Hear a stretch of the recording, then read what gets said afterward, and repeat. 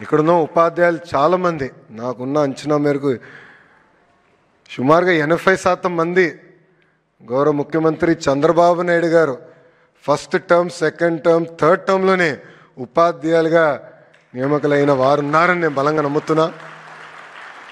DSC అంటే చంద్రబాబు నాయుడు గారు, చంద్రబాబు నాయుడు గారు అంటే డిఎస్సి. 13 డిఎస్సీలు 1,80,000 మంది ఉపాధ్యాయుల్ని గౌరవ ముఖ్యమంత్రి గారు నియమించారు. సో మెగా డిఎస్సి గౌరవ ముఖ్యమంత్రి గారు పెట్టిన తొలి సంతకం.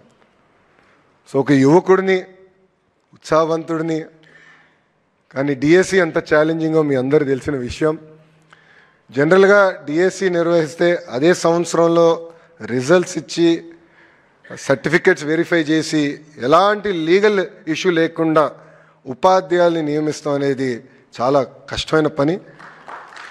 అలాంటిది గౌరవ ముఖ్యమంత్రి గారి డైరెక్షన్లో నిజంగానే మన కూనా సార్ని, విజయరామరాజు సార్ని నేను అభినందిస్తున్నా. ఇది ఎందుకు చెప్తున్నానంటే నేను ఒకటే రిక్వెస్ట్ చేశా, గతంలో ఇచ్చిన అన్ని డిఎస్సి నోటిఫికేషన్స్ అన్నీ చదవండి, కోర్టుకి వెళ్ళిన కారణాలు కూడా చదవండి, లూప్ హోల్స్ ఎక్కడెక్కడ ఉంటే అది ఫిక్స్ చేయండి, ఈ డిఎస్సి ఆగేదానికి లేదని చెప్పాను. సార్ ఇప్పటికీ దాదాపు 70 కేసులు పడినాయి సార్, కానీ డిఎస్సి ప్రక్రియ ఎక్కడ పాజ్ పడలేదు. సెప్టెంబర్ మాసంలో ఈ 16,347 మంది ఉపాధ్యాయులు టీచింగ్కి వస్తారని ఈ సభాముఖం తెలుపుకుంటున్నా.